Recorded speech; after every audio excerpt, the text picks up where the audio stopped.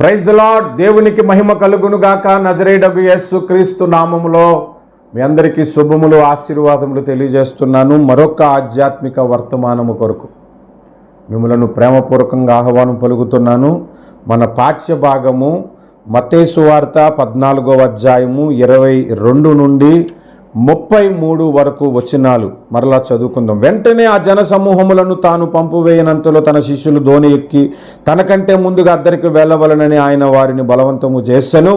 ఆయన జన సమూహములను పంపివేసి ప్రార్థన చేయుటకు ఏకాంతంగా కొండ ఎక్కిపోయి సాయంకాలం అయినప్పుడు ఒంటరిగా ఉండెను. అప్పటికి ఆ దోణి దరికి దూరముగా నుండగా గాలి ఎదురైనందున అలల వలన కొట్టబడుచుండెను. రాత్రి 4వ జామున ఆయన సముద్రం మీద నడుచుచు వారి యొద్దకు వచ్చెను. ఆయన సముద్రం మీద నడుచుచు శిష్యులను చూచి తొందరపడి భూతమని చెప్పుకొని భయము చేత కేకలు వేసిరి. వెంటనే యేసు ధైర్యము తెచ్చుకొనుడి, నేనే, భయపడకుడని వారితో చెప్పగా, పేతురు, ప్రభువా నీవే అయితే నీళ్ల మీద నడిచిన యొద్దకు వచ్చుటకు నాకు సెలవిమ్ము ఆయనతో అనేను. ఆయన రమ్మనగానే పేతురు దోణి దిగి యేసునొద్దకు వెళ్ళుటకు నీళ్ల మీద నడిచెను. గాని గాలిని చూచి భయపడి మునిగిపోసాగి, ప్రభువా నన్ను రక్షించుమని కేకలు వేశాను. వెంటనే యేసు చేయి చాపి అతన్ని పట్టుకొని, అల్ప విశ్వాసి, ఎందుకు సందేహపడితేవని అతనితో చెప్పాను. వారు దోణి ఎక్కినప్పుడు గాలి అణిగెను. అంతటా దోణిలోనున్నవారు వచ్చి, నీవు నిజముగా దేవుని కుమారుడు అని చెప్పి ఆయనకు మ్రొక్కిరి.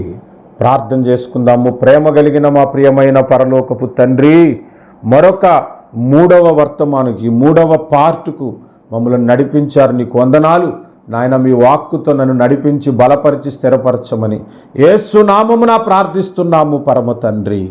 ఆమేన్, ఆమేన్.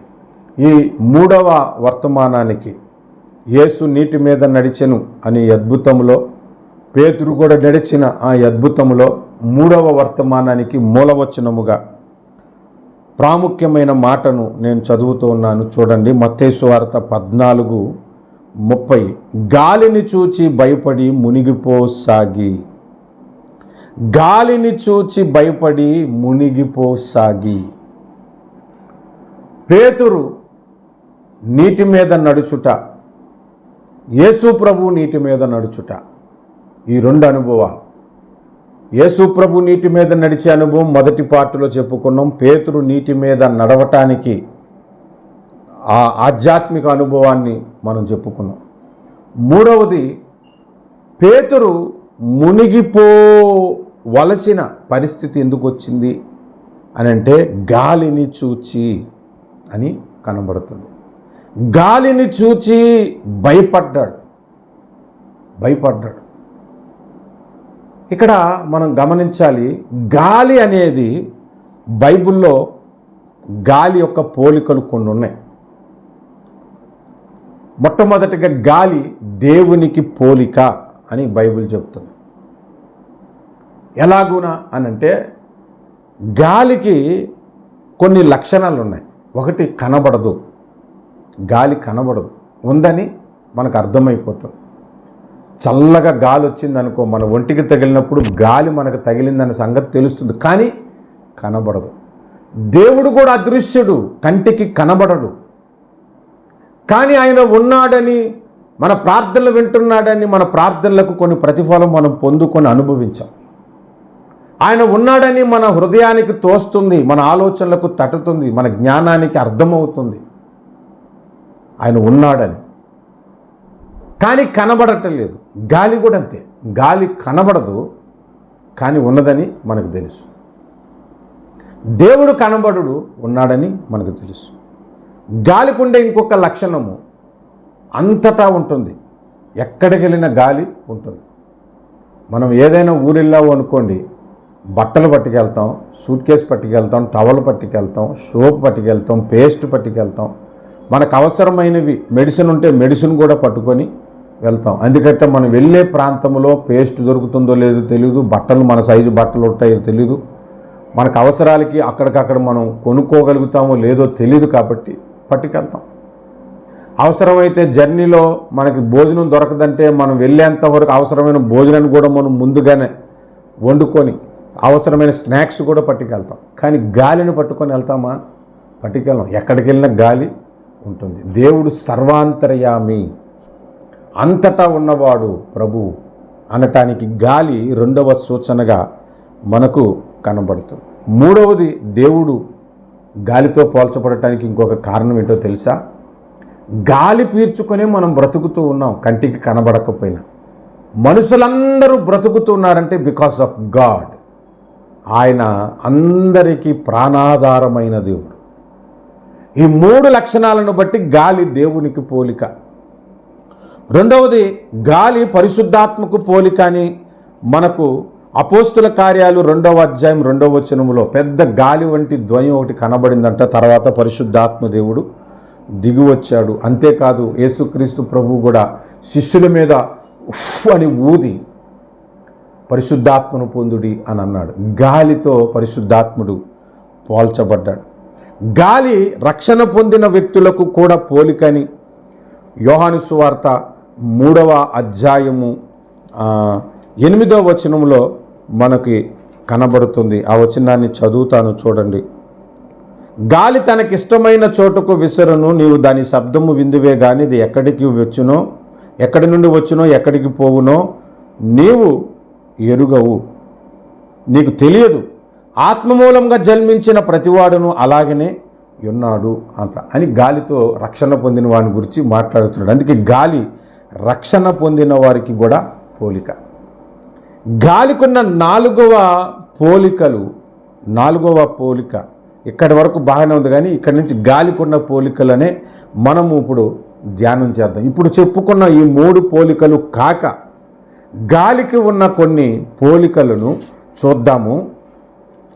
అదే ఇక్కడ మనకు ఈ పేతురు నీటి మీద నడిచినప్పుడు ఆ గాలిని చూసే భయపడ్డాడన్నమాట. చెప్పాలంటే ఆత్మీయంగా మనం నేర్చుకోవలసిన పాఠములో మొట్టమొదటిది, ఆయన ఏ గాలిని చూసి భయపడ్డాడు అనంటే లిటరల్గా ఫిజికల్గా ఆయన కనబడిన గాలి వేరు, దాంట్లో ఆధ్యాత్మిక పాఠము మనం నేర్చుకోవలసిన పాఠము. ఆయన గాలిని చూసి భయపడిన గాలి ఏంటంటే యాకోబు పత్రిక 1వ అధ్యాయము 6వ వచనాన్ని నేను చదువుతున్నాను.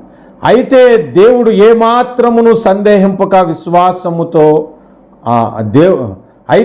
అతడు ఏమాత్రమును సందేహింపక విశ్వాసముతో అడగవలను. సందేహించువాడు గాలి చేత రేపబడి ఎగురుపడు సముద్ర తరంగములను పోలి ఉన్నాడు. సందేహించువాడు గాలి చేత రేపబడి అనను అంటే అవిశ్వాసము లేదా సందేహము అనేది గాలితో ఇక్కడ పోల్చబడింది.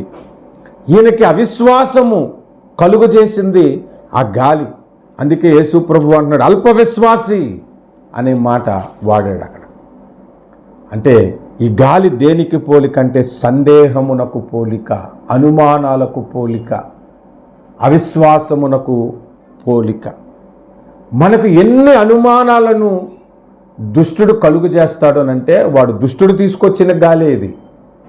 ఎలాంటి అనుమానాలను కలుగు చేస్తాడంటే నీ ప్రార్థన దేవుడు ఆలకించటం లేదేమో ఆలోచించు అని అనుమానాన్ని తీసుకొస్తాడు. నీ విశ్వాసము సరైనది కాదేమో ఆలోచించు. నువ్వు పాపివి, నువ్వు పరలోకానికి వెళ్తావు అంటే నేనైతే నమ్మను, నువ్వేదో అనుకుంటున్నావు కానీ అనుమానాన్ని తీసుకొస్తాడు. ఇలాగ అనేకమైన అనుమానాలను సందేహాలను నీలోనికి తీసుకొస్తాడు. వాటి మీద నువ్వు దృష్టి పెట్టినప్పుడు లోకంలో మునిగిపోతావు, యేసు దగ్గరకు చేరుకోలేవు. వాటి మీద నువ్వు దృష్టి పెట్టినప్పుడు నువ్వు బలహీనుడు అయిపోతావు. సాతాను వాడే అతిపెద్ద ఆయుధం ఏంటో తెలుసా? అనుమానము. ఏదైనా తోటలో ఈ చెట్లలో ఏ చెట్టు ఫలమునైనను ప్రభు తినవద్దని నీకు చెప్పానా అని అడిగిన తర్వాత, ఇదిగో ఫలానా మంచి చెడ్డలు తెలివినిచ్చు పండును తినొద్దని దేవుడు నాకు చెప్పాను అన్నాడు. ఇది నిజమా అని అంటున్నాడు. ఇది నిజమా అంటే అనుమానము. వాడు అనుమానము పుట్టించి అనుమానాన్ని నిజమని మనకు నేర్పిస్తాడు. అనేక విషయాల్లో, ఎన్నో విషయాల్లో దుష్టుడు వాడే ఆయుధం ఏంటంటే అనుమానము. దేవుడు నా ప్రార్థన ఆలకించటలేదు అనుకుంటాం, మనకు ప్రార్థనకు ప్రతిఫలము రానప్పుడు. కానీ ఆలకించాడు దేవుడు. ఆ సమయంలో నీకు ఇవ్వకూడదు అనుకున్నాడేమో, అంతేగాని ఆలకించలేదనేది అబద్ధం, అది అనుమానం పుట్టిస్తాడు. ప్రతి విషయంలో అనుమానం పుట్టిస్తాడు. ఇది నిజమా? నువ్వు నమ్ముతుంది నిజమా? నువ్వు పరలోకానికి వెళ్తావా? నిజమా? పరలోకం అనేది ఉన్నదా? నిజమా? ఆ ప్రతిదానికి అనుమానమును కలుగు చేయటం వాడి ఆయుధం. అలాంటి అనుమానము అనే గాలి వైపు మనము చూడకూడదు. ఇది మొట్టమొదటి పాఠం. చాలామందికి ఎన్ని అనుమానాలు ఉంటాయంటే అండి, కొంతమంది పాస్టర్ములు నేను చూస్తాను, అనుమానముతో మాట్లాడతాడు మనతో. ఎలాంటి అనుమానాలు అంటే వాళ్ళ కొరకు మనం ఏం అనం. మీరు అన్నారట, తెలిసిందిలే, ఈమె అనుమానమే అన్నారని. ఎవరి దగ్గర అన్నామమ్మా, ఎప్పుడు అన్నాం అని మనం ఆరాధిసి అడిగాము అనుకో, తెలిసిందిలే కానీ చెప్పరు. మనం అనింది లేదు, ఏమీ లేదు, అన్నామేమో అని అనుమానం, అంతే. అనుమానం అనేది ఎలాగ ఉంటుందనంటే, నా కొరకే ఈ ప్రసంగం చేశాడని అనుమానం కూడా వస్తుంది కొంతమందికి. వారి కొరకు కాదు, కానీ అనుమానం, అది దుష్టుడు కలుగు చేస్తాడు. అనుమానము వలన కుటుంబాలు విడిపోయాయి, అనుమానాల వలన కాపురాలు పోయాయి, అనుమానాల వలన ఎన్నో నష్టాలు, ప్రాణ నష్టాలు జరిగాయి. దేవునికి దూరం అయిపోయారు. అనుమానం వలనే కదా ఆదాము అవ్వలు దేవునికి దూరం అయిపోవటానికి ఉపయోగించిన ఒక గొప్ప ఆయుధం. అనుమానపు అనే గాలిని వైపు మనము చూడకూడదు అనేది మొదటి పాఠం అన్నమాట, మనం నేర్చుకోవలసింది. రెండవది, ఇక్కడ కనబడుతున్న గాలిని చూచి భయపడి మునిగిపోసాగి అని అన్నాడు కదా. గాలి అనేది దేనికి సాదృశ్యంగా ఉందంటే, నష్టాన్ని కలుగజేసేది గాలి. అపోస్తుల కార్యములు 27వ అధ్యాయము 18వ వచనము, 27వ అధ్యాయము 18వ వచనం. వీరు నన్ను విమర్శ చేసి నా యందు మరణమునకు తగిన హేతువు, క్షమించండి, 27:18 చూడండి. మిక్కిలి పెద్ద గాలి కొట్టుచున్నందున మరునాడు సరుకులు పారవేయ సాగిరి. గాలి బాగా రాగానే సరుకులన్నీ పడేశారు. యోనా గ్రంథములో కూడా 1వ అధ్యాయం 5వ వచనం చూస్తే, గాలి వాన కలగగానే సరుకులన్నీ పడేశారు. మత్తయి సువార్త 7వ అధ్యాయంలో కూడా గాలి విసరును, వాన వచ్చును, వరద వచ్చును అనగానే అక్కడ కూడా బండ మీద కట్టబడిన ఇల్లు నష్టానికి పోయింది, కొట్టుకొని పోయింది. అంటే గాలి నష్టమును కలుగు చేసే గాలి అన్నమాట ఇది. నీ ఆధ్యాత్మిక జీవితంలో నీవు ఎన్నో కోల్పోతున్నావు అని అంటే, నీవు చూస్తున్న గాలి ఏంటో నువ్వు ఆలోచన చేయి. ఆ నష్టపరిచే గాలి వైపు నువ్వు చూడొద్దు అనేది రెండవదిగా మనకు దేవుడు నేర్పిస్తూ ఉన్నాడు. గాలిని చూచుట ఎంత ప్రమాదమో చూడండి. గాలికి దేవుని పోలిక, పరిశుద్ధాత్మ పోలిక, రక్షింపబడిన వారికి పోలికలున్నాయి. నేను వాటి కొరకు కాక సాతాను తీసుకొచ్చే గాలిని వైపును గురించి నేను మాట్లాడుతున్నాను. సాతాను తీసుకొచ్చే గాలి ఎటువంటిదనంటే, అనుమానము అనే గాలి తీసుకొస్తాడు. రెండవది, నీకు నష్టమును కలుగు చేసే గాలి తీసుకొస్తాడు. నువ్వు నష్టపోయినప్పుడు బలహీనుడు అయిపోతావు. ఉద్యోగం పోయిందని బలహీనుడు అవుతావు, ఆరోగ్యం పోయిందని బలహీనుడు అవుతావు, అప్పుల పాలైపోయానని బలహీనుడు అవుతావు, కొంతమంది స్నేహితులను పోగొట్టుకున్నాను, బంధువులను పోగొట్టుకున్నానని బలహీనుడు అవుతావు. నష్టపరిచే గాలిని నీ వద్దకు తీసుకొని వస్తాడు. దానివైపు దృష్టి పెట్టొద్దు, యేసు వైపే దృష్టి పెట్టు అని ఒక పాఠం అన్నమాట. మూడవదిగా, ఈ గాలి దేనికి పోలిక? మొట్టమొదటిది సందేహాలను కలుగజేసేది, అనుమానాలను కలుగజేసేదని. రెండవది నష్టపరిచే గాలి అని. మూడవది, ఈ గాలి శోధనలకు సూచనగా కనబడుతుంది. ఆ శోధనల వలన మనము పొట్టువలె ఎగిరిపోతామంట. 2వ కీర్తన, 1వ కీర్తన 4వ వచనము మనం చూస్తే, 1వ కీర్తన 4వ వచనము, దుష్టులు అలాగున నుండక గాలికి చెదరగొట్టు పొట్టువలే నుందురు. గాలికి చెదిరిపోతున్నాము అనంటే మనం అర్థం చేసుకోవాలి. చెదరగొట్టే గాలి ఒకటి ఉన్నది, అది దుష్టుల యొక్క ఆలోచన అనే గాలి అన్నమాట. ఆ కీర్తన మనందరికీ తెలుసు కదా. ఆ కీర్తన మొదటి వచనంలో మనకి ఏం కనబడుతుంది? దుష్టుల ఆలోచన చొప్పున నడువక, పాపుల మార్గమున నిలువక, అపహాసులు కూర్చుండ చోటు కూర్చుండక అని తర్వాత 2-3 భక్తులను గురించి మాట్లాడుతూ 4వ వచనంలో దుష్టులు అలాగూ ఉండక అని అంటే దుష్టుల యొక్క ఆలోచన ఎలాంటిదంటే చెదరగొట్టే ఆలోచన. దుష్టుల ఆలోచన గాలితో పోల్చబడింది. కొంతమంది దుష్ట ఆలోచనలు నీకు చెబుతారు. కొంతమంది దానిని బట్టి నువ్వు సంఘానికి దూరం అయిపోతావు, సేవకునికి దూరం అయిపోతావు, కుటుంబానికి దూరం అయిపోతావు, భార్యకు భర్తకు దూరం అయిపోతావు.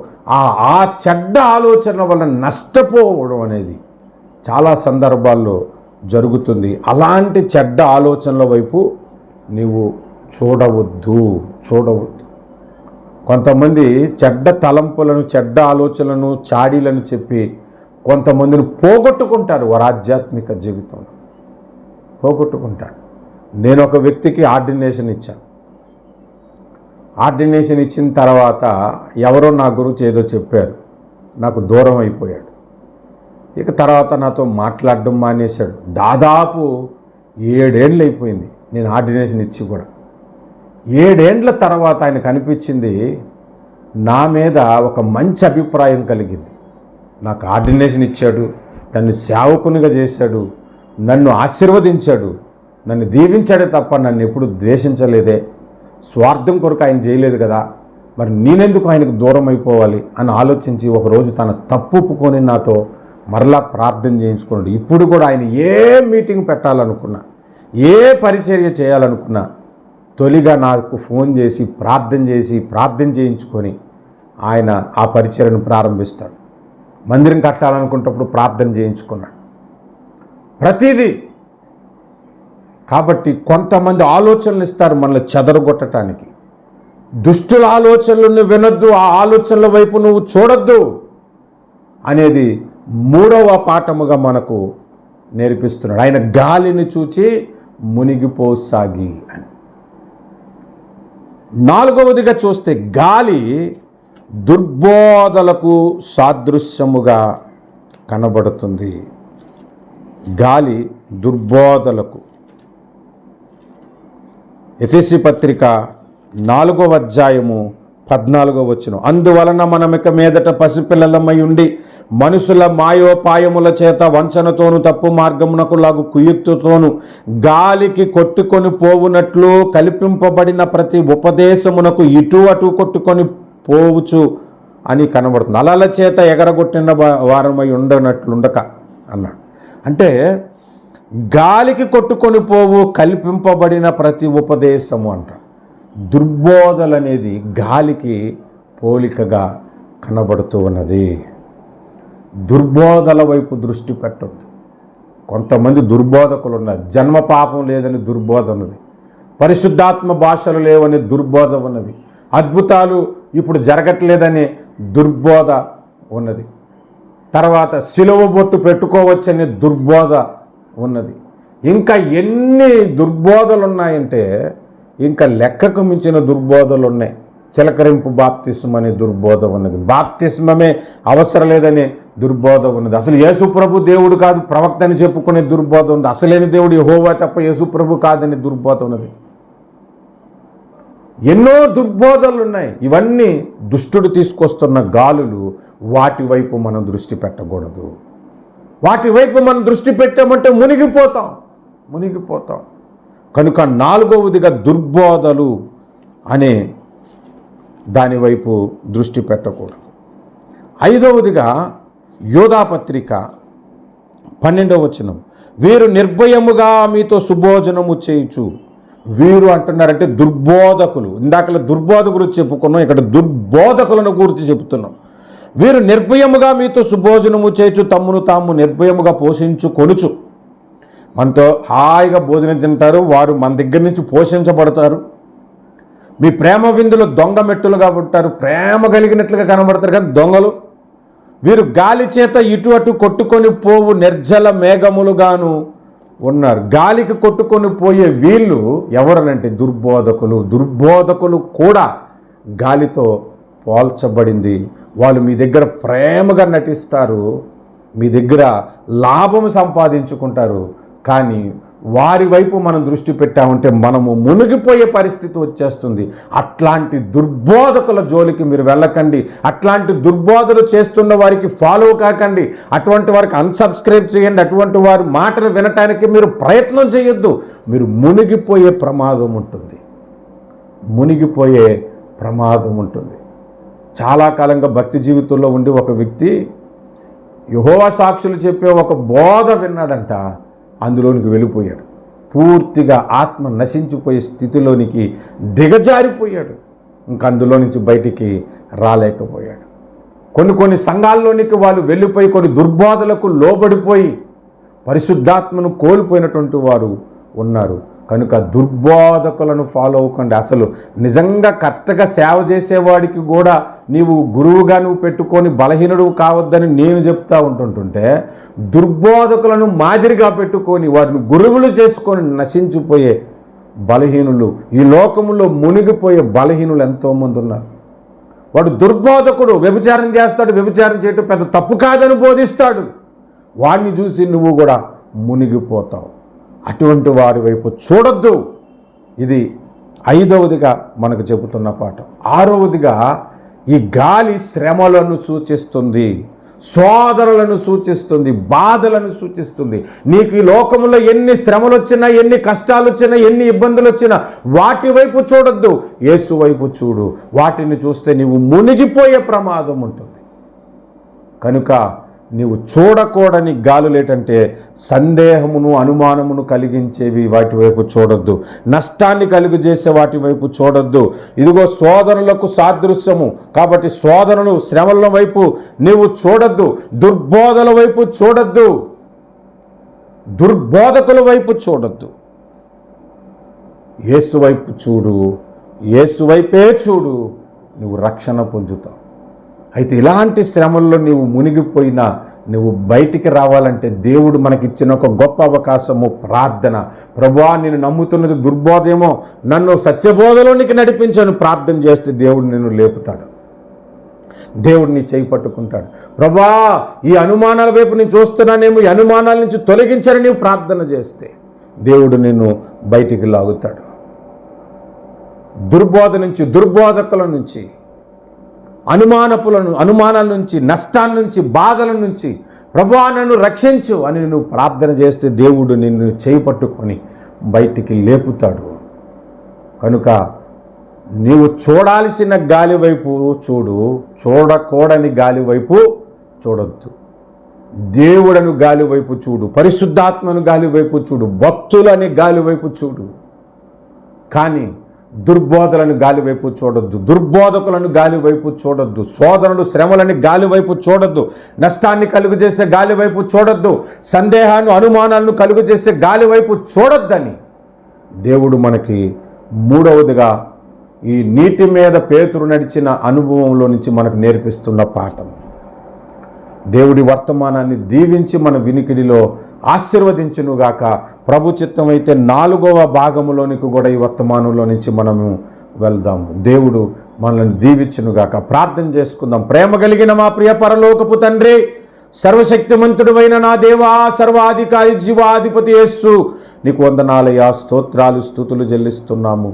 కనికరించండి, కృప చూపండి, బలపరచండి, స్థిరపరచండి, అభివృద్ధిపరచండి నాయన.